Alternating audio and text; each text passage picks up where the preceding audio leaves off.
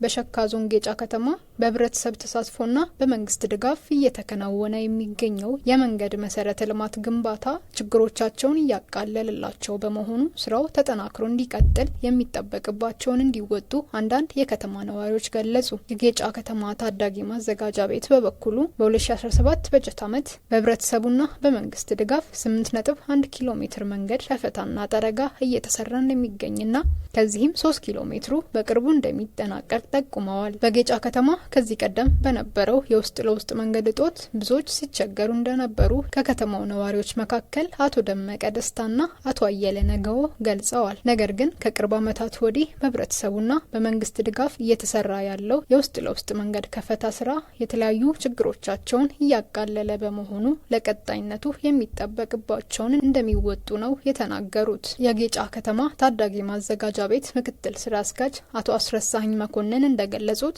ከ2013 ዓ.ም ጀምሮ በህብረተሰብ ተሳትፎና በመንግስት ድጋፍ በጌጫ ከተማ ውስጥ ያለውን የመንገድ መሰረተ ልማት ችግር ለመቅረፍ በትኩረት እየተሰራ ቆይቷል። በ2017 በጀት ዓመት 8.1 ኪሎ ሜትር የውስጥ ለውስጥ መንገድ ከፈታና ጠረጋ እየተከናወነ እንዳለና ከዚህም 3 ኪሎ ሜትሩ በቅርቡ ጠጠር ተነጥፎለት ይጠናቀቃል ብለዋል። በዚህ በጀት ዓመት ውስጥ አጠቃላይ በ6 መንደር 8.1 ኪሎ ሜትር መንገድ የጠረጋና የከፈታ ስራ ተሰርቷል።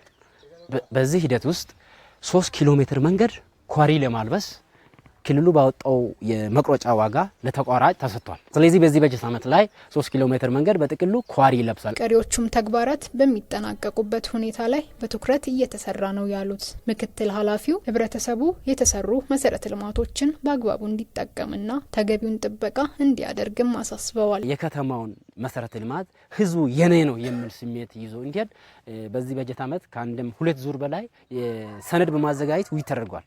ነገር ግን አሁንም ቢሆን ይሄ መንገድ ህብረተሰቡ የሚጠቀምበት በመሆኑ አንዳንድ ቦታዎች ላይ አሸዋ የማራገፍ ስራዎች አሉ። ይሄ ለመንገድ ብልሽት በጣም ከፍተኛ ጎርፍ ማለፍ ስለማይችል ለመንገድ ብልሽት አደጋ እያመጣ ነው። ድንጋይ አለ፣ እንጨት አለ፣ ከብቶችን የማሰር ጉዳዮች አሉ። አሸዋ የሚያራግፉ ሰዎች ቅጣቱ በጣም አነስተኛ ነው። ወጣለት ተመን አንድ ጊዜ ትቀጣለ። ከዛ ሁለተኛ ዙር የሚቀጣበት ሂደት ስላለ እዛ አካባቢ ከመንገድ ብልሽት ጋር የሚያመጣው ነገር ትግል የሚጠይቅ ነገሮች እንዳሉ ነው።